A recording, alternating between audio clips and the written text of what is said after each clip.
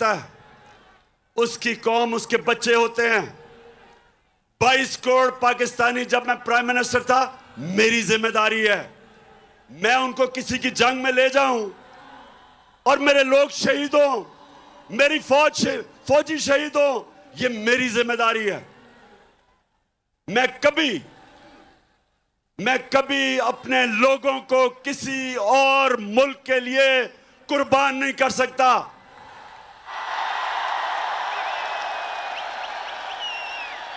मैं cherry blossom boot polish नहीं हूं।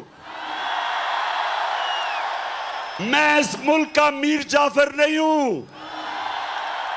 जो बाहर की कुव्वतों से मिलके मुल्क में साजिश करके एक इलेक्टेड गवर्नमेंट गिरा दे, बाहर से पैसा आए, लोगों के जमीर खरीद ले।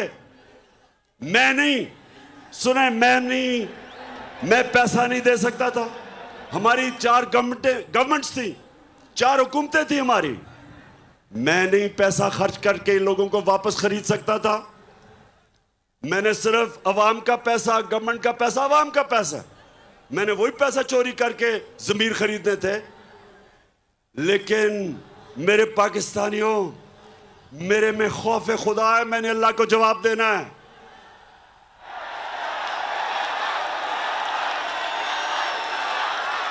और मैं क्या अपने नौजवानों के लिए, अपने बच्चों के लिए मैं क्या मिसाल दूंगा कि मैं अपनी हुकूमत बचाने के लिए रिश्वत दे रहा हूं, जमीर खरीद रहा हूं? क्या जवाब दूंगा मैं अल्लाह को और अपनी अवाम को?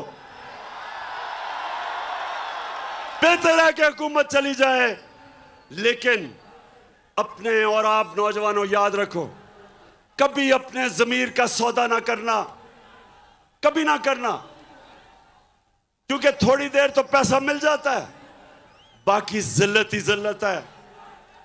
ये अब लोटे जमीर फरोश जब पब्लिक में आएंगे,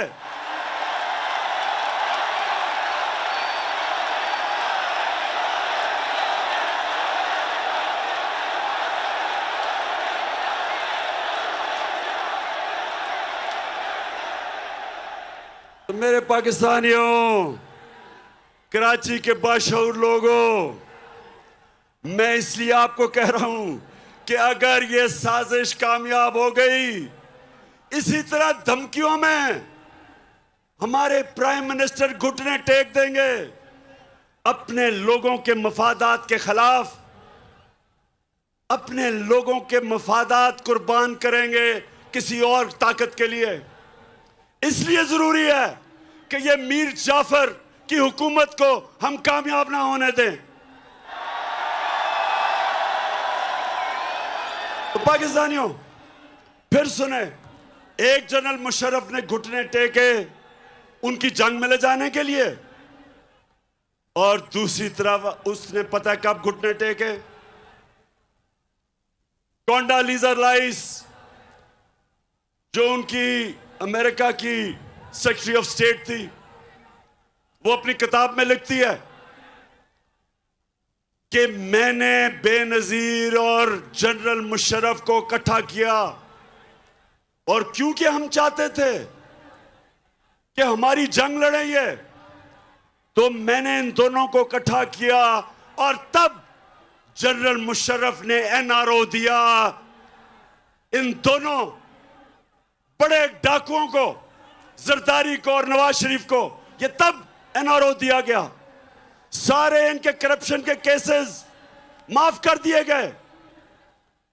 ये फिर वापस आए, 10 साल इन्होंने मुल्क को लूटा, 10 साल मेरे ऊपर पहले दिन से प्रेशर डाला कि इनको एनआरओ दो, आज गवर्नमेंट गिरा देंगे, कल लॉन्ग मार्च कर देंगे।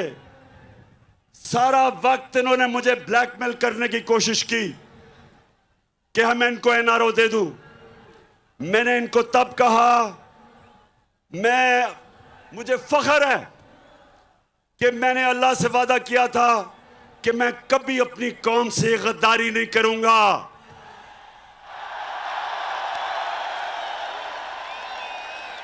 एनआरओ अब क्या हुआ है? जो सबसे बड़ा जुल्म है, ये अब मैं आपको बताने लगा हूं। मैं क्योंकि मगरबी माशरे को जानता हूं, आप यकीन करें मेरे पाकिस्तानियों कि शहबाज शरीफ के ऊपर 40 अरब रुपए के करप्शन के केसेस हैं FIA और नैब में। 40 अरब।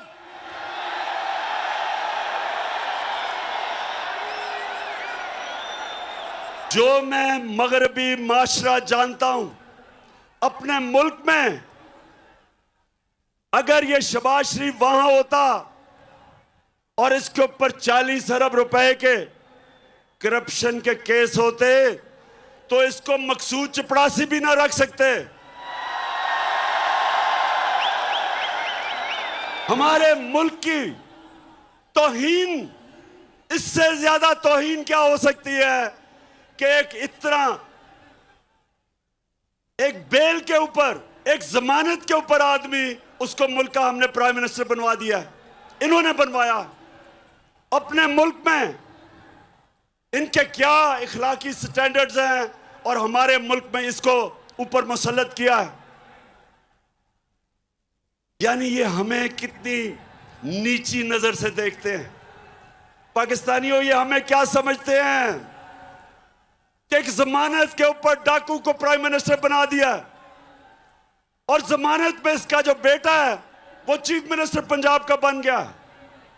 सोचें, सारी पाकिस्तानी कौम, मैं आप सबको कहता हूं कि गौर से सोचें कि हमारे मुल्क से हो क्या रहा है। कहां उनकी जमहूरियत और उनकी मॉरल स्टैंडर्ड्स, उनकी अखलाकियात, और हमारे मुल्क से क्या किया जा रहा है। इनको इसलिए चोरों को मुल्क के सरबराह बनाते हैं क्योंकि ये चोर बड़ी आराम से इस्तेमाल हो सकते हैं। इनका अपने पैसे बचाने के लिए ये हर गलत काम करने के लिए तैयार हो जाते हैं, इसलिए इनको लेके आते हैं सामने। और अभी से ही, पहले से ही वो सिग्नल दे रहा है जी कि बेगर्स आर नॉट चूजर्स। उनको पहले ही पैगाम पहुंचा रहा है कि जो कौम मकरूज होती है उसको गुलामी करनी पड़ती है। शहबाज शरीफ, तुम्हें गुलामी करनी